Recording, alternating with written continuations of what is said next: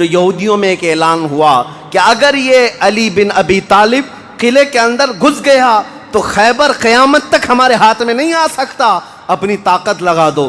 سارے یہودی ٹوٹ پڑے، جتنی فوجیں تھی ٹوٹ پڑی۔ جانتے ہیں حضرت علی اپنا ڈیفنس کیسا کر رہے تھے، اپنے بچاؤ کے لیے کیا کر رہے تھے؟ قلعہ قموس کے دروازے کو جو پھاٹک تھا ایک ہاتھ سے اکھاڑ دیا اور بائیں ہاتھ سے صرف دروازہ پکڑتے تھے، سیدھے ہاتھ سے تلوار سے حملہ کیا کرتے تھے۔ ایک ہاتھ میں دروازہ لے کر کے ڈیفنس کر رہے ہیں، ڈھال بنائے ہوئے ہیں، جہاں سے تیر آئے یا تلوار آئے اس دروازے سے آپ نے اپنے آپ کا ڈیفنس کیا ہے۔ صحابہ کہتے ہیں ہم دیکھتے رہے، وہ دروازے کو ایسے اپنے ہاتھ میں نچا رہے تھے جیسے کوئی چھوٹا کھلونا اپنے ہاتھ میں نچایا جاتا ہے۔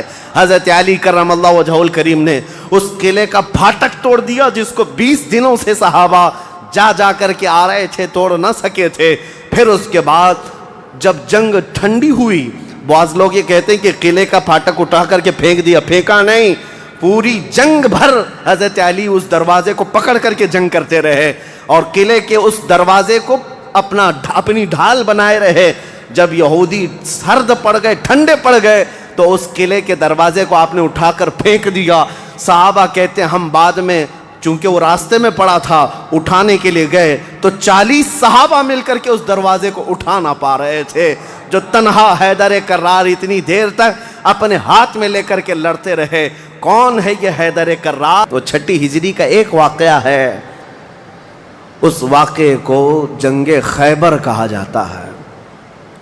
خیبر یہ 6 ہجری میں واقع ہوا، بعض مورخین کے نزدیک 7ویں ہجری میں، کیونکہ یہ محرم کا واقعہ ہے۔ محرم میں یہ جنگ پیش آئی تھی۔ یہ خیبر کیا ہے، جنگ خیبر کیا ہے، اس کے متعلق میں تھوڑی سی باتیں عرض کرتا ہوں۔ اس سے پہلے چھوٹے چھوٹے غزوے بھی ہوئے۔ ایک ذات القرد جنگ، چھوٹی سی جنگ ہے جس کو میں اکثر اپنی تقریروں میں کہا بھی کرتا ہوں۔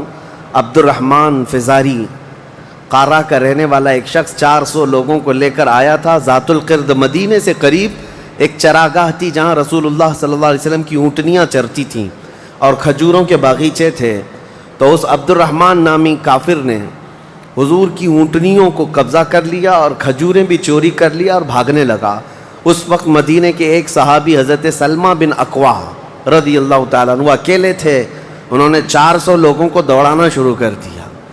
وہ اکیلے ہی 400 لوگوں کو دوڑاتے رہے، اتنا دوڑائے کہ وہ سب بھاگتے رہے، کیونکہ مدینہ طیبہ سے اس وقت کوئی اس واقعے کی خبر نہیں پا سکا تھا سوائے حضرت سلمہ بن اکوا کے۔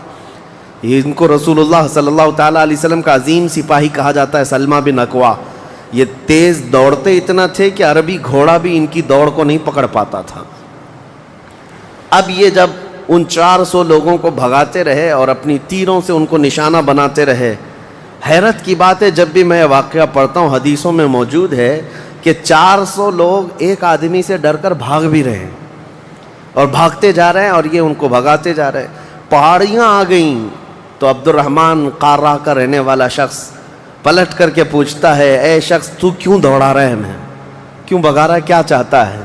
حضرت سلمہ بن اکوا نے کہا، جب تک تمہاری جھولی میں مدینے کی ایک کھجور بھی باقی رہے گی میں تمہیں زندہ نہیں چھوڑوں گا، اور جب تک رسول اللہ کی اونٹنیاں تم نے قبضہ کی انہیں آزاد نہیں کرو گے میں تمہارا راستہ آزاد نہیں رکھوں گا۔ اور دوڑاتے رہے۔ کئی لوگ اس میں سے گھوڑے سے گر جاتے تھے، ان کی گردن پر یہ صرف پیر رکھتے وہ وہیں ٹھنڈا ہو جاتا، یہاں تک کہ وہ پہاڑیوں کے اوپر چڑھ گئے۔ عبد الرحمن نے اپنے ساتھیوں سے کہا کہ لوگوں ان کی ساری کھجوریں پھینک دو، جتنی چادریں ہیں بچھا دو اور جتنی اونٹنیاں ہیں انہیں چھوڑ دو، ورنہ یہ ہم میں سے کسی کو بھی زندہ نہیں چھوڑے گا۔ تو اس کی بات پر سارے لوگوں نے اپنی اپنی کھجوریں جو لوٹے تھے مدینے کے باغات سے سب چھوڑ دیا، اونٹنیاں بھی چھوڑ دیں، سب کو جمع کیا حضرت سلمہ بن اکوا نے کھجوروں کو چادر میں، اور تنہا وہ سارا مال اٹھا کر کندھے پر اور حضور کی اونٹنیاں ہانکتے ہوئے مدینے کی طرف لا رہے تھے، اکیلے آ رہے تھے۔ بیچ راستے میں پھر حضرت ابو قتادہ رضی اللہ تعالیٰ عنہ سے ملاقات ہوئی، پوچھا کہاں سے آ رہے ہو؟ تو حضرت سلمہ بن اکوا نے واقعہ کہہ کر کے سنایا، کہا کہ چلو رسول اللہ صلی اللہ علیہ وسلم راستے میں ہی ہیں۔ حضور سے ملاقات ہوئی، حضور نے کہا کہ کہ تم صحیح سلامت آ گئے, ہمیں واقعے کی خبر پہلے سے مل گئی تھی. تو وہ ابھی بھی کہنے لگے یا رسول اللہ میں نے ان کو پانی تک پینے نہیں دیا, اگر آپ حکم فرمائیں تو ان سب کا پیچھا کر کے ان کو یہیں ختم کر دیں گے. نبی پاک صلی اللہ علیہ وسلم نے مسکرا کر فرمایا تمہاری جو اونٹنیاں تھی, تمہارے جو کھجور تھے, اس کے تم مالک ہو گئے ہو, ان کا راستہ چھوڑ دو. تب یہ واپس آئے. حضرت سلمہ بن اکوع, اعلیٰ حضرت امام محمد رضا خان فاضل بریلوی رضی اللہ تعالیٰ عنہ نے اس روایت کو نقل فرمایا اور فرماتے ہیں سلمہ بن اکوع سے پوچھا گیا تمہیں خوف نہیں تھا, ڈر نہیں تھا؟ 400 لوگوں کو اکیلے دوڑاتے چلے گئے, مدینے سے باہر بھی چلے گئے. تو جانتے ہیں کون سی طاقت تھی ان کے پاس, سلمہ بن اکوع کے پاس, جو ان کو خوف سے آزاد کر رکھی تھی. فرماتے ہیں ایک بار رسول اللہ صلی اللہ علیہ وسلم صحابہ سے بیعت لے رہے تھے, ہاتھ میں ہاتھ لے کر بیعت کر رہے تھے. تو سب حضور کے پاس ہاتھ دے رہے تھے, بیعت کر رہے تھے. حضور نے مجھ سے کہا سلمہ بن اکوع آ جاؤ, تم بیعت کر لو میرے ہاتھ پر. میں نے عرض کیا یا رسول اللہ پہلے ہی میں بیعت کر چکا ہوں. ایک بار وہ بیعت کر چکے تھے. حضور نے فرمایا دوبارہ کر لو, اس میں کیا حرج ہے؟ حضرت سلمہ بن اکوع کہتے ہیں میں نے دوبارہ حضور کے ہاتھ میں ہاتھ دیا, حضور نے بیعت کیا. تھوڑی دیر گزری تھی کہ صحابہ بیعت کر رہے تھے. حضور نے پھر پکارا سلمہ بن اکوع بیعت کیوں نہیں کر لیتے؟ کہا یا رسول اللہ میں نے 2 بار بیعت کی ہے. حضور نے فرمایا تیسری بار کر لو, کیا حرج ہے؟ وہ حضرت سلمہ بن اکوع کہتے ہیں میں نے اپنا ہاتھ رسول اللہ کے ہاتھ میں تیسری بار دیا اور بیعت کیا. اور اس کے بعد جب نکلا حضرت سلمہ بن اکوع کہتے ہیں مجھے اس ہاتھ پر اتنا بھروسہ تھا کہ دنیا کی ہر طاقت کو دھول چٹا سکتا تھا کہ رسول اللہ کے ہاتھ میں دیا ہوا ہاتھ ہے. ان کے پاس جو بے خوف ہونے کے لیے کوئی دولت تھی نا, بے باک ان صحابہ کو اگر کوئی چیز بناتی تھی تو یہی چیز ہے عشق مصطفیٰ, محبت مصطفیٰ, جس کو بریلی کے امام نے فرمایا ہے خوف نہ رکھ رضا ذرا تو ہے عبد مصطفیٰ, تیرے لیے امان ہے, تیرے لیے امان ہے. کسی شاعر نے کہا تھا کہ دیوان گانے عشق محمد کو دیکھ کر گھبرا گئی ہے گردش دوراں کبھی کبھی. حضور کے عاشقوں کو دیکھ کر کے دنیا کی طاقتیں بھی گھبرا جاتی تھیں کہ ان کے پاس ہے کون سی طاقت. تو یہ جو چھوٹی سی جنگ واقع ہوئی اس کو ذات القرد کہتے ہیں. اس کے 3 دن کے بعد ہی خیبر کی جنگ شروع ہو گئی تھی. اب خیبر پر ہم آتے ہیں. خیبر کیا ہے؟ تقریباً مدینہ طیبہ سے 320 کلومیٹر دور یا 300 کلومیٹر کے قریب ایک بستی ہے جس کو خیبر کہتے ہیں. خیبر یہودیوں کا گڑھ ہے, یہودیوں کا مرکز. اور اس وقت سے لے کر کے حضور صلی اللہ تعالیٰ علیہ وسلم کی مدینہ طیبہ آمد سے بھی کافی پہلے سے خیبر میں یہودیوں نے ایسا اپنا وہ جمایا ہوا تھا کہ پورے عرب کے سب سے بڑے مالدار یہودی خیبر میں رہتے تھے, اور جنگی طاقت بھی سب سے زیادہ ان کے پاس تھی, اور غرور اور گھمنڈ اتنا تھا, پیسوں پر بھی اور جنگ پر بھی, طاقت پر بھی, کہ وہ کسی کو بھی ڈرا دیتے تھے. اور جب سے نبی پاک صلی اللہ علیہ وسلم مدینہ طیبہ آئے ان کی دشمنی اتنی بڑھ گئی تھی کہ آپ کو معلوم ہونا چاہیے کہ جو جنگ خندق ہوئی تھی اس کا واقعہ بھی میں نے تفصیل سے بتا دیا. مدینہ طیبہ جنگ خندق جس وجہ سے ہوئی اس کا سبب یہودی تھے. یہودیوں نے مکہ کے کافروں کو, مشرکوں کو, نجد کے کافروں کو, سب کو جمع کیا تھا اور پانی کی طرح پیسہ بہایا تھا. جنگ میں 12,000 لوگوں کو رسول اللہ کے خلاف اکٹھا کیا تھا یہودیوں نے. یہ خیبر کے یہودی تھے, کیونکہ نبی پاک صلی اللہ تعالیٰ علیہ وسلم جب تشریف لائے تھے 2 قبیلے یہودیوں کے مدینے میں آباد تھے, بنو نذیر اور بنو قریظہ. آپ کو میں نے سیرت کے بیان میں یہ بھی بتا دیا تھا. اور یہ دونوں قبیلوں نے حضور صلی اللہ علیہ وسلم کے ساتھ غداری کی تھی, وعدہ خلافی کیا, معاہدہ جو تھا اس کو توڑ دیا. اس کی وجہ سے ان یہودیوں کو جو مدینے میں رہتے تھے جلا وطن کر دیا گیا تھا, نکال کر باہر کر دیا گیا. تو جتنے مدینے سے نکالے ہوئے یہودی تھے وہ سب خیبر میں جا کر جمع ہو گئے تھے. خیبر میں جا کر کے ان لوگوں نے اڈا بنا لیا تھا, اور ڈیلی ان کی صرف اور صرف یہی منصوبہ بندی ہوتی تھی کہ محمد صلی اللہ علیہ وسلم اور ان کے ساتھیوں کو کیسے مارا جائے, کیسے قتل کیا جائے. کوئی بھی دور دراز سے اگر چھوٹی سی دشمنی رکھتا تھا رسول اللہ سے تو یہ یہودی خیبر کے پورا کا پورا مال ان کے پاس بھیجتے اور ان کو کھڑا کرتے کہ تم جاؤ, ہم سپورٹ میں ہیں, ہم سپورٹ کریں گے. ساری جنگوں میں مشرکوں کا سپورٹ کرتے تھے. اب میں آپ کو بتاؤں جن کے دلوں میں اتنا زہر بھرا ہوا تھا رسول اللہ صلی اللہ علیہ وسلم کی دشمنی کا، اب ان لوگوں نے دیکھا کہ یہ اب ان کی طاقت بڑھتی جا رہی ہے، اور بادشاہوں کو تک ان لوگوں نے اسلام پیش کر دیا، اور اسلام اب مکہ مدینے کا نہیں رہ گیا، اب تو ایران بھی چلا گیا ہے، مصر بھی چلا گیا ہے، حبشہ بھی چلا گیا ہے، یمن بھی چلا گیا ہے۔ تو ان کے پیٹ کا درد اور بڑھ گیا۔ ان لوگوں نے پھر اب فیصلہ کرنا شروع کیا کہ اب سارے لوگوں کو جمع کرتے ہیں۔ ایک قبیلہ تھا بنو غطفان، یہ مشرکوں کا قبیلہ تھا، اور وہ جنگی طاقت بہت زیادہ رکھتے تھے۔ اس وقت عرب میں وہ نڈر مانے جاتے تھے۔ یہودیوں نے ان کو بلا کر کے جنگ کا پلان کیا کہ مدینے پر اچانک چڑھائی کریں گے اور تہس نہس کر کے رکھ دیں گے، کسی کو خبر بھی نہ ہو، پورے مدینے کی اینٹ سے اینٹ بجا دیں گے۔ انہوں نے پلان کیا راتوں رات، لیکن مخبر صادق رسول اللہ صلی اللہ تعالیٰ علیہ وسلم کا حال یہ ہے، اور کوئی غیب کیا تم سے نہاں ہو بھلا۔ نبی پاک صلی اللہ تعالیٰ علیہ وسلم کو خبر ہوئی کہ یہودیوں نے میٹنگ کی ہے اور راتوں رات مدینے پر چڑھائی کرنے والے ہیں۔ دوسرے دن حضور پاک صلی اللہ تعالیٰ علیہ وسلم نے صحابہ کو جمع کیا، تو جتنے صحابہ تھے سب جمع ہو گئے، تقریباً 1600 صحابہ تھے۔ کتنے؟ 1600 صحابہ۔ 1600 صحابہ مدینہ طیبہ سے نکل پڑے حضور کے ساتھ کہ ان یہودیوں کو خیبر سے نکلنے سے پہلے ان کا راستہ ہم روکیں گے کہ مدینے پر کوئی بھی چڑھائی نہ کر سکے۔ جب رسول اللہ صلی اللہ علیہ وسلم صحابہ کو لے کر چل پڑے، چال الٹی پڑ گئی۔ یہودیوں نے یہ سوچا تھا کہ مدینے پر اچانک حملہ ہوگا، کسی کو کانوں کان خبر نہیں ہوگی، لیکن ایسا ہوا کہ 8 دن کے بعد اچانک حضور خیبر پہنچ گئے، ان کو کانوں کان خبر بھی نہیں ہوئی۔ نبی پاک صلی اللہ تعالیٰ علیہ وسلم صحابہ کے ساتھ جب پہنچے، صبح ہو رہی تھی، خیبر کی وادیوں میں حضور داخل ہو رہے تھے، تو یہودی اپنے اپنے کھیتوں میں کام کرنے کے لیے جا رہے تھے۔ جیسے ہی مدینے کی فوج کو دیکھا، ہیبت طاری ہو گئی، الٹے قدم اپنے قلعوں میں واپس بھاگتے رہ گئے اور چیخ مارتے رہ گئے کہ محمد بھی آئے ہیں اور مسلمان بھی آئے ہیں۔ حضور صلی اللہ علیہ وسلم نے ان کی چیخ و پکار کو سنا تو ایک جملہ فرمایا۔ حضور صلی اللہ علیہ وسلم فرماتے ہیں، جن کافروں کی وادی میں ہم اتر پڑے ان کی صبح خراب ہو ہی جاتی ہے، اور یہ خیبر اب برباد ہوگا۔ حضور کے الفاظ تھے، جملہ نکلا۔ صحابہ کرام اتنی جوش سے نعرہ لگا رہے تھے کہ یہودیوں کے سارے قلعے صحابہ کی آواز سے گونجنے لگ گئے۔ خیبر میں 8 قلعے تھے، 8 مشہور قلعے۔ انہوں نے بہت مشہور اس وقت کی طاقتور یعنی عمارتیں ایسی بنا رکھی تھیں کہ ان کا یقین تھا کہ کوئی ان قلعوں کو توڑ نہیں سکے گا۔ اور حد تو یہ ہے کہ آج 1400 سال گزر گئے، ابھی بھی وہ قلعے موجود ہیں، آج بھی موجود ہیں خیبر میں۔ وہ قلعوں کے باقیات، کھنڈرات ابھی بھی موجود ہیں۔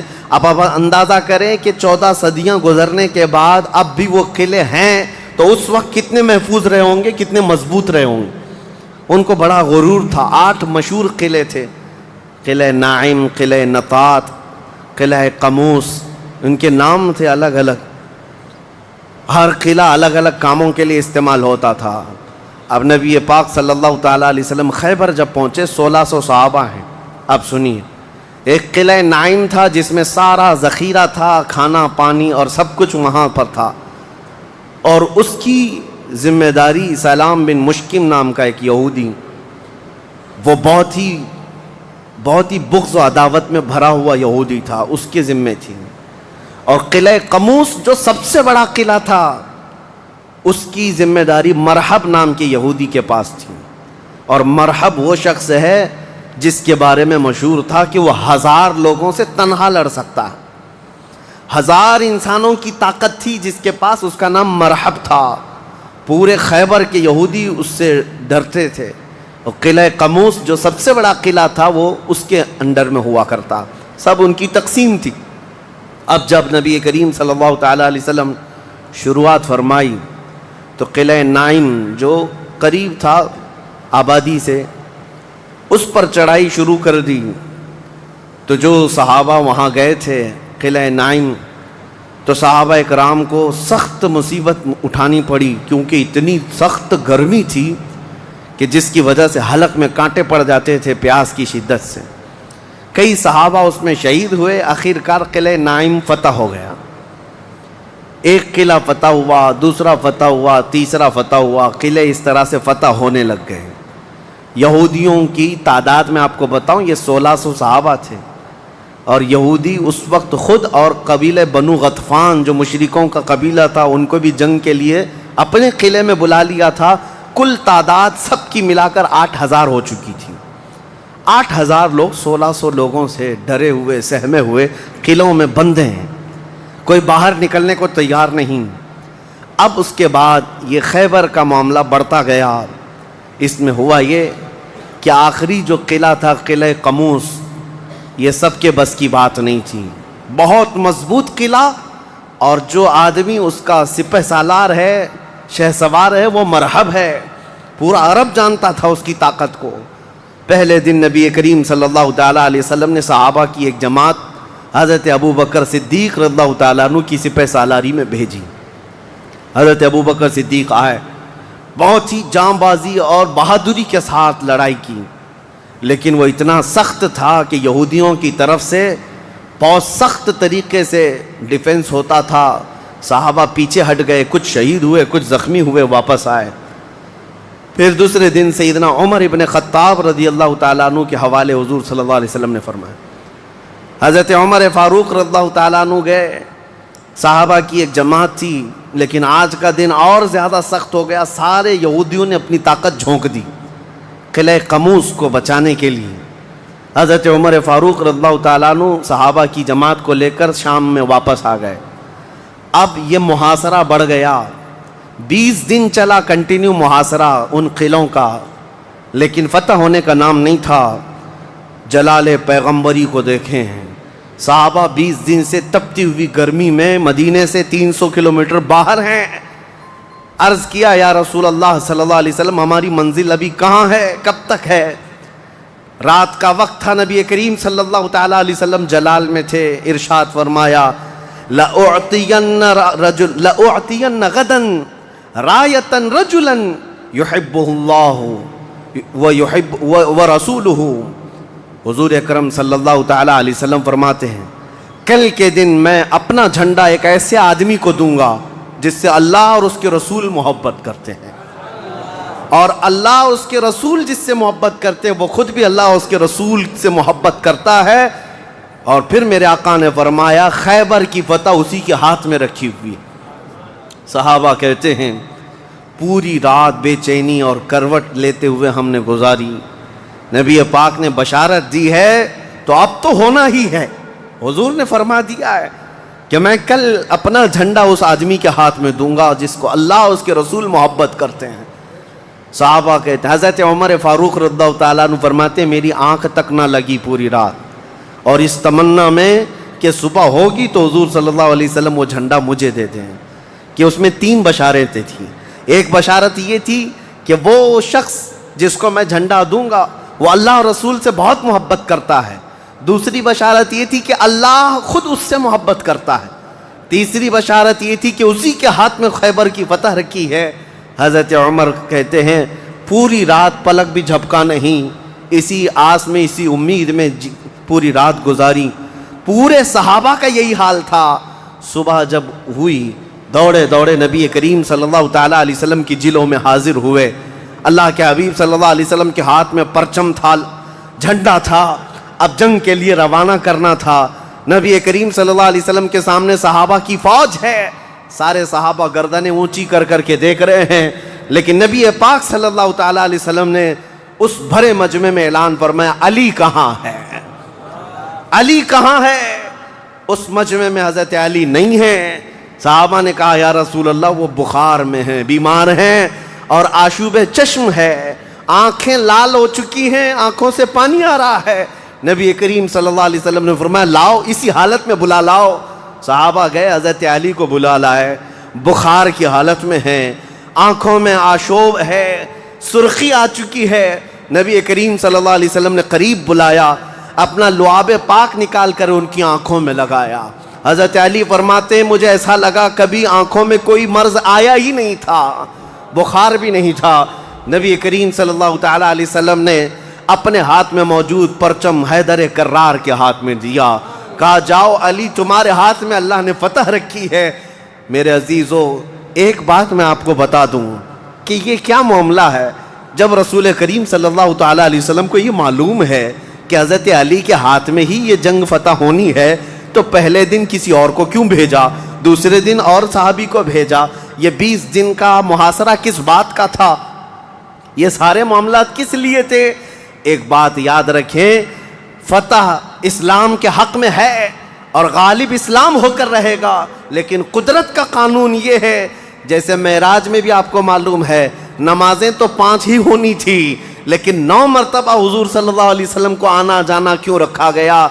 خدا کی قدرت کا قانون یہ ہے کہ پہلے اسباب کی طرف دیکھو، بعد میں اسباب کا خالق خود تمہارے لیے راستے پیدا فرمائے گا۔ جنگ تو فتح ہونی ہی ہے، لیکن تمہیں اسٹرگل کرنا پڑے گا، میدان میں مشکلیں اٹھانی پڑیں گی، بعد میں فتح تو تمہارے ہاتھ میں اللہ نے دی ہے۔ حضرت علی کرم اللہ وجہہ الکریم اپنے ہاتھ میں پرچم لے کر کے جب قلعہ قموس کی طرف بڑھتے ہیں، جانتے ہیں وہ تاریخ کا وہ عظیم دن ہے، محرم کی غالباً 9ویں تاریخ ہے۔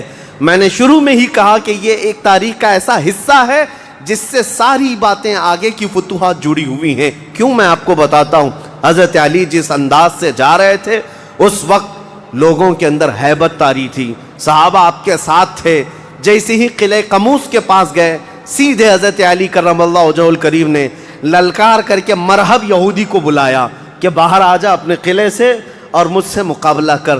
وہ ہاتھی کی طرح سے ڈیل ڈول رکھتا تھا اور خرامہ خرامہ سامنے آیا اور للکار کر کے کہنے لگا قد علمت خیبر انی مرحب شاک السلاح مجرب، تمہیں معلوم ہے پورا خیبر مجھے جانتا ہے کہ میں مرحب ہوں۔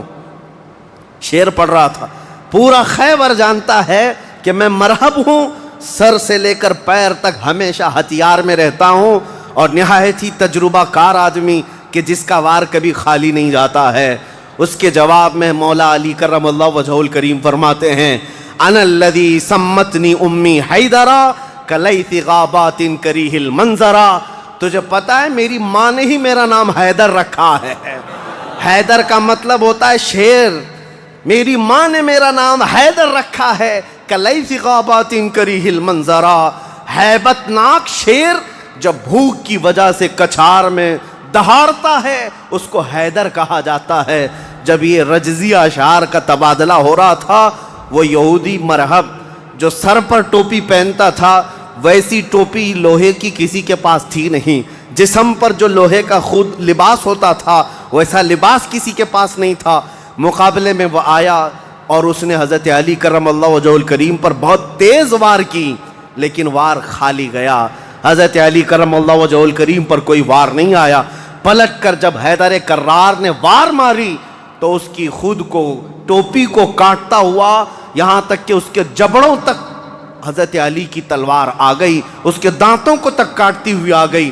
اس کے بعد دوسرا وار بھی نہیں پڑا تھا کہ مرحب زمین پر ڈھیر ہو کر تڑپنے لگ گیا۔ اتنا ہی نہیں ہے کہ یہ منظر دیکھ کر کے جتنے یہودی تھے سب کے سب ٹوٹ پڑے۔ کس پر؟ حیدر کرار پر۔ اکیلے بطل جلیل ہیں، جس طرف سے آتے تھے صحابہ کہتے ہیں حضرت علی کی تلوار اس دن جو چمک رہی تھی ہمارے جسموں میں ہیبت طاری تھی، کبھی ادھر چمکتی ہے کبھی ادھر چمکتی ہے۔ آپ کو پتا ہے ایک لقب آپ کا کرار ہے۔ کرار کا مطلب کیا ہوتا ہے؟ پلٹ پلٹ کر کے حملہ کرنے والا، اور ایسا حملہ کرنے والا کہ سامنے والے کو سنبھلنے کا موقع بھی نہیں دیتا۔ حضرت علی کی تلوار نے اتنے وار کیے کہ یہودیوں کی صفیں درہم برہم ہو گئی۔ بعض تو لوگوں نے یہ سوچا کہ جان بچانے میں عافیت ہے، جب ہمارا سردار ڈھیر ہو کر تڑپ رہا ہے ہمیں اس سے مقابلے کی کیا تاو ہے۔ بڑھتے گئے حضرت علی، سیدھے قلعہ قموس جو تھا وہاں جا کر کے کھڑے ہو گئے تو یہودیوں میں ایک اعلان ہوا کہ اگر یہ علی بن ابی طالب قلعے کے اندر گھس گیا تو خیبر قیامت تک ہمارے ہاتھ میں نہیں آ سکتا، اپنی طاقت لگا دو۔ سارے یہودی ٹوٹ پڑے، جتنی فوجیں تھی ٹوٹ پڑی۔ جانتے ہیں حضرت علی اپنا ڈیفنس کیسا کر رہے تھے، اپنے بچاؤ کے لیے کیا کر رہے تھے؟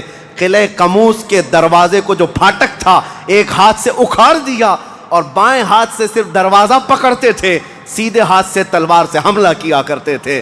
ایک ہاتھ میں دروازہ لے کر کے ڈیفنس کر رہے ہیں، ڈھال بنائے ہوئے ہیں، جہاں سے تیر آئے یا تلوار آئے اس دروازے سے آپ نے اپنے آپ کا ڈیفنس کیا ہے۔ صحابہ کہتے ہیں ہم دیکھتے رہے، وہ دروازے کو ایسے اپنے ہاتھ میں نچھا رہے تھے جیسے کوئی چھوٹا کھلونا اپنے ہاتھ میں نچھایا جاتا ہے۔ حضرت علی کرم اللہ وجہہ الکریم نے اس قلعے کا پھاٹک توڑ دیا جس کو 20 دنوں سے صحابہ جا کر کے آ رہے تھے، توڑ نہ سکے تھے۔ پھر اس کے بعد جب جنگ ٹھنڈی ہوئی، بعض لوگ یہ کہتے ہیں کہ قلعے کا پھاٹک اٹھا کر کے پھینک دیا، پھینکا نہیں، پوری جنگ بھر حضرت علی اس دروازے کو پکڑ کر کے جنگ کرتے رہے اور قلعے کے اس دروازے کو اپنی ڈھال بنائے رہے۔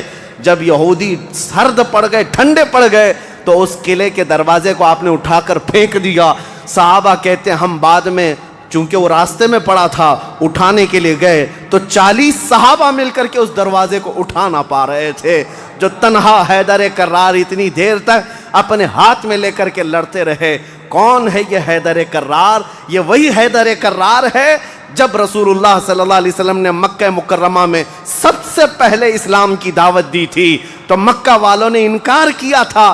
9 سال کا ایک بچہ کھڑا ہوا تھا، کہا یا رسول اللہ میں آپ کے دین کی حمایت کروں گا۔ پتلی پتلی ٹانگیں تھی، کمزوری تھی۔ رسول اللہ نے اس 9 سال کے بچے کو دیکھا اور سینے سے لگایا اور بارگاہ رب العزت میں عرض کیا کہ مولا اس کی ٹانگوں میں اور اس کی بازوؤں میں تو طاقت عطا فرما۔ وہ 9 سال کا بچہ جب 25 سال کا ہو گیا تو فاتح خیبر بن کر کے نکلا، حیدر کرار بن کر کے نکلا۔ اسی لیے سچ کہا ہے جس نے کہا ہے شاہ مرداں شیر یزداں قوت پروردگار، لا فتح الا علی لا سیف الا ذوالفقار۔ یہ ہے جس کا مطلب یہ ہوتا ہے فارسی میں شاہ مرداں شیر یزداں، نوجوانوں کا اگر کوئی بادشاہ ہے تو وہ حیدر کرار ہے۔ شیر یزداں اگر اللہ کا کوئی شیر ہے تو حیدر کرار ہے۔ قوت پروردگار، اللہ کی طاقت کا مظہر دیکھنا ہے تو وہ علی بن ابی طالب ہے۔ لا فتح الا علی، سچ کہا جس شاعر نے کہا لا فتح الا علی۔ پورے لوگوں میں اگر جوان کوئی کہانے کے لائق ہے تو وہ علی بن ابی طالب کا نام ہے۔ لا سیف الا ذوالفقار، اور دنیا میں اگر کسی تلوار کو تلوار کہلانے کا حق ہے تو وہ ذوالفقار حیدری کا نام ہے۔ عزیزان گرامی اوقات، یہ خیبر فتح ہوا، جیسے یہ خیبر فتح ہوا صحابہ میں اتنا جوش بھر گیا تھا، نہ قلعہ قموس باقی رہا نہ مرحب باقی رہا۔ اور خیبر کو جو مولا علی نے اس وقت توڑا تھا، 14 صدیاں گزر گئی، آج تک یہودیوں کا اس میں داخلہ نہ ہو سکا تھا۔ یہودیوں کو پتا تھا ایک بار علی اس میں داخل ہو گیا تو قیامت تک خیبر ہمارے ہاتھ میں نہ آ سکے گا۔ آپ کو پتا ہے 2018 کی بات میں بتاؤں، 2018 میں انگلینڈ میں لندن کی سڑکوں پر پوسٹر اور بینر ہورڈنگ کارڈ لیے ہوئے یہودی احتجاج کر رہے تھے، پروٹیسٹ کر رہے تھے کہ خیبر ہمارا تھا، ہم کو نکالا گیا تھا اور تمہاری ہماری لاسٹ جنگ خیبر تھی، اس کے بعد نہیں ہوئی۔ اس طرح کی باتیں، یعنی میں نے محسوس کیا کہ مسلمان تو بھول گئے خیبر کیا ہے۔ یہودیوں کو جن کو مار پڑی تھی آج بھی یاد ہے کہ مولا علی نے کیسے مارا تھا، آج بھی یاد ہے کہ حیدر کرار کی وار کیسی تھی۔ صدیاں گزر گئیں، وہ زخم ابھی تک بھرا نہیں ہے۔ اسی لیے میرے عزیزو، آپ کو دیکھنا چاہیے کہ گریٹر اسرائیل کا نقشہ جو انہوں نے بنایا ہے، اسرائیل جو آج فلسطین کے حصے میں زبردستی قبضہ کیا ہوا ایک چھوٹا سا ملک، ناجائز قبضہ، انہوں نے جو اپنے خوابوں کا ایک نقشہ بنایا ہے کہ اسرائیل کہاں تک ہوگا، انٹرنیٹ پر دیکھیں گے تو آپ محسوس کریں گے انہوں نے گریٹر اسرائیل کا نقشہ جو بنایا اس میں خیبر بھی شامل کیا ہے کہ خیبر تک، مدینے کی وادیوں تک ان کو اسرائیل بنانا ہے۔ جہاں سے ہم نکلے تھے وہاں واپس آئیں گے، لیکن انشاءاللہ العزیز ایسا کبھی نہیں ہوگا۔ مولا علی کرم اللہ وجہہ الکریم کی وار جو پڑی تھی وہ قیامت تک تازہ رہے گی انشاءاللہ۔ میرے عزیزو، خیبر فتح ہونے کے بعد اب عدل مصطفیٰ کو بھی دیکھو۔ نبی کریم صلی اللہ تعالیٰ علیہ وسلم، یہ وہ یہودی ہیں جو ساری جنگوں میں جڑ کا کام کرتے رہے، جڑ کا کام کرتے رہے، لوگوں کو بھڑکانے میں، حضور کے خلاف دشمنی پر ابھارنے میں، پیسہ بہانے میں سب کام کرتے رہے، آج سب ٹوٹ کر بکھر گئے۔ نبی کریم صلی اللہ تعالیٰ علیہ وسلم کو اب کیا کرنا تھا؟ حضور صلی اللہ علیہ وسلم نے دوسرے دن جب صحابہ سے مشورہ لیا، صحابہ نے عرض کیا جیسے ان کو مدینے سے بھگایا گیا تھا، خیبر سے بھی نکال دیں، یہاں سے بھی نکال کر ان کو جلا وطن کر دیں۔ لیکن وہ مصطفیٰ کریم صلی اللہ تعالیٰ علیہ وسلم جو عظیم اخلاق لے کر کے زمین پر تشریف لائے، خیبر کے یہودیوں سے پوچھا کہ تم کو جلا وطن کیا گیا تھا اور تم نے بار بار ایگریمنٹ توڑا، معاہدے توڑے، اب یہاں سے بھی تمہیں جلا وطن کرنے کا مشورہ آیا ہے صحابہ سے؟ یہودیوں نے رونا دھونا شروع کیا اور کہا آپ اللہ کے نبی محمد مصطفیٰ صلی اللہ علیہ وسلم عدل کے شہسوار ہیں، ہمیں موقع عطا کریں، ہم خیبر چھوڑ کر جانا نہیں چاہتے، ہماری زمینیں ہمیں دے دیں، لیکن سال بھر میں جتنی بھی اس کی آمد ہوگی اس کا آدھا ہم مدینے پہنچا دیں گے، کھجوریں ہوں، فصلیں ہوں۔ نبی کریم صلی اللہ تعالیٰ علیہ وسلم نے سب کو معاف کر دیا، خیبر ان کے حوالے کر دیا، اور پھر وہ آدھا حصہ مدینہ طیبہ ہر سال دینے کے لیے راضی ہو گئے، اور اس پر حضور صلی اللہ علیہ وسلم نے فیصلہ فرما لیا۔ اب اتنی بات نہیں، حضرت عبداللہ بن رواحہ رضی اللہ تعالیٰ عنہ ہر سال جب یہ خیبر آتے یا ایک دوسرے صحابی یہ آدھا حصہ لینے کے لیے آتے تھے تو پورے خیبر کے یہودی مال جمع کرتے، اس میں آدھا آدھا حضرت عبداللہ فرما دیتے، اور اس کے بعد یہ نہیں ہے کہ لے کر کے نکل جاتے، سارے یہودیوں کو جمع کرتے، کہا میں نے پورے مال کا آدھا آدھا کیا ہے، ان میں سے جو حصہ تمہیں پسند ہے وہ رکھ لو، باقی مدینے بھیج دو۔ یہودی کہتے ہیں ایسا عدل ہم نے کہیں دیکھا ہی نہیں کہ ہمیں پہلے کہہ دیا جائے، ورنہ کوئی بھی ہوتا حاکم تو اچھا مال اٹھا لیتا اور برا مال چھوڑ کے چلا جاتا۔ یہ رسول اللہ کے صحابہ تھے، کہتے جو تمہیں پسند ہے وہ رکھ لو، جو چھوٹ گیا وہ مدینے بھیج دو۔ اتنے ہونے کے باوجود بھی حضور صلی اللہ تعالیٰ علیہ وسلم کے ساتھ انہوں نے کیا کیا؟ حضور 3 دن کے بعد خیبر سے نکل رہے تھے، زینب نام کی ایک خاتون تھی جس کا شوہر قتل ہو گیا تھا، وہ حضور صلی اللہ تعالیٰ علیہ وسلم کے پاس بڑی محبت لے کر کے آئی، بہت محبت کے ساتھ، اور یوں کہا کہ میں آپ کی پیروکار ہوں، بڑی مشتاق تھی آپ کے دیکھنے کی، آپ میرے گھر تشریف لائیں۔ حضور صلی اللہ تعالیٰ علیہ وسلم کو اور کچھ صحابہ کو اس نے اپنے گھر پر دعوت کی، اور دعوت کیا کیا؟ کھانے میں اور گوشت میں نہایت ہی خطرناک زہر ملایا اور حضور صلی اللہ تعالیٰ علیہ وسلم کو زہر دیا۔ جو صحابہ موجود تھے حضور صلی اللہ علیہ وسلم کے ساتھ دعوت میں، جیسی حضور نے پہلا لقمہ اٹھایا، جو گوشت کی بوٹی تھی یا جو لقمہ تھا وہی بول پڑا رسول اللہ صلی اللہ علیہ وسلم کہ مجھ میں زہر ملا ہوا ہے۔ نبی کریم صلی اللہ تعالیٰ علیہ وسلم نے ابھی اپنی زبان پر لگایا ہی تھا، نکال کر پھینک دیا، لیکن دوسرے ایک صحابی حضور سے پہلے پیٹ بھر کر کھا چکے تھے اور وہ زہر کے اثر سے فوراً ہی شہید ہو گئے۔ یہ یہودیوں نے حضور کے معافی کے بعد، اعلان کے بعد پھر بھی یہ ہرزہ سرائیاں، یہ سارے کام کرتے رہے اور آج تک کرتے آئے ہیں۔ آج تک نبی کریم صلی اللہ تعالیٰ علیہ وسلم نے اس کے باوجود معلوم ہونے کے بعد یہودیوں کو بلایا کہ اس خاتون کا کیا کیا جائے۔ اس نے اقرار کر لیا، کہا کہ ہاں ہم نے زہر ملایا تھا۔ کہا کیوں؟ کہا ہم یہ دیکھ رہے تھے اگر آپ اللہ کے سچے رسول ہیں تو آپ کو خبر ہو جائے گی، ورنہ ہم کو آپ سے نجات مل جائے گی، ہم بچ جائیں گے، آپ زہر سے ختم ہو جائیں گے۔ نبی کریم صلی اللہ تعالیٰ علیہ وسلم تو زہر کے اثر سے کچھ نہیں ہوا اور حضور بچے اس زہر سے، لیکن ان یہودیوں میں سے کوئی بھی اسلام کی طرف آیا بھی نہیں۔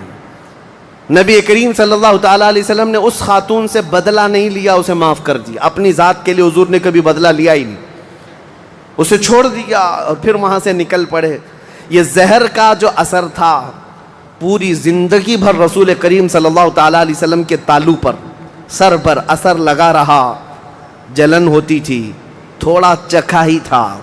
اتنا خطرناک زہر یہ یہودیوں کے پاس ہوا کرتا کہ انہوں نے اپنے زہر سے کئی لوگوں کو مارا ہے۔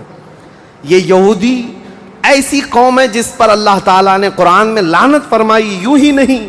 بعض لوگوں کو لگتا ہے کہ بار بار اس ٹاپک پر کیوں ہیں؟ ارے میاں ہم ہر نماز میں یہ کہتے ہیں غیر المغضوب علیہم ولا الضالین، سورہ فاتحہ کے آخر میں۔ المغضوب کا مطلب ہے جس پر اللہ کا غضب ہوا وہ قوم یہودیوں کی ہے۔ سورہ فاتحہ میں ہم اللہ کی بارگاہ میں پناہ مانگتے ہیں کہ اللہ جس قوم پر تیرا غضب نازل ہوا اس قوم سے ہمیں بچائے رکھ، ان کے راستے سے ہمیں بچائے رکھ۔ یہ اتنی خطرناک سازشی قوم ہے کہ آج پوری دنیا کو انہوں نے ہلا کر رکھا ہے، آج پوری دنیا کو کریڈٹ نظام پر لا کر رکھا ہے۔ یہ جتنے ورلڈ کے بڑی بڑی بینکیں ہیں انہوں نے اپنے ہاتھ میں رکھا ہے، سونے پر یہ اپنا قبضہ جمائے ہوئے ہیں۔ جیولری اس کو نام دیا گیا ہے، سونے چاندی کے تمام زیورات کو جانتے ہیں۔ اس کے ایک محقق نے کہا تھا جیوز، یہودی جیو کہلاتے ہیں، اور جیو سے انہوں نے جیولری کر دیا ہے کہ سونے چاندی کا حق صرف اور صرف جیوز کے پاس ہے، یعنی یہودیوں کے پاس، دوسرے کوئی اس کا حق نہیں رکھتے۔ اور یہ مال سونا چاندی ہی ہے جو پوری دنیا کی کرنسی کو اوپر نیچے کرتا ہے۔ یہ سارا نظام انہوں نے بنا رکھا ہے، دنیا کو قرضے دے دے کر کے ورلڈ بینک سے اپنا مقروض بنائے رکھا ہے، دنیا کو جنگوں کے ہتھیار خوب بیچتے ہیں، یہ سارے ہتھیار بناتے ہیں اور پورا بیچتے ہیں، اس کا کاروبار بھی کرتے ہیں۔ دنیا کی بڑی بڑی دوائیوں کی کمپنیاں بلکہ بایو ویپن کے طور پر استعمال کرتے ہیں، ڈرگ مافیا ہے، سب یہودیوں کے کنٹرول میں آج۔ اسی لیے میں آپ سے کہتا ہوں یہ اتنی شریر قوم ہے کہ اس سے ہمیشہ پناہ مانگتے رہو اللہ کی بارگاہ میں۔ اور اخیر میں آپ کو بتا دوں جب قیامت کے قریب حضرت عیسیٰ علیہ السلام آئیں گے اور وہ اس وقت دجال کو قتل کر رہے ہوں گے، اور دجال کی فوج میں 60,000 یہودی ہوں گے، 60,000 یہودی اس کے ساتھ جنگ لڑ رہے ہوں گے ایمان والوں کے ساتھ اس کی حمایت میں، اور حضرت عیسیٰ علیہ السلام کے ہاتھ سے قتل ہوں گے۔ تو حدیث پاک میں ہے کہ جہاں حضرت عیسیٰ علیہ السلام جائیں گے یا مسلمان جو عیسیٰ علیہ السلام کے ساتھ ہوں گے، ان مسلمانوں کو جو پتھر ہیں جگہ جگہ کے، وہ پتھر پکار کر کہیں گے یا مسلم ورائی یہودین اقتلہ، اے مسلمان میرے پیچھے ایک یہودی چھپا ہوا ہے، آجا اسے قتل کر دے۔ پتھر تک بولے گا کہ یہودی یہاں چھپا ہوا ہے۔ اس سے آپ اندازہ کریں یہ ایسی شریر قوم ہے جس سے پتھر بھی پناہ مانگتے ہیں۔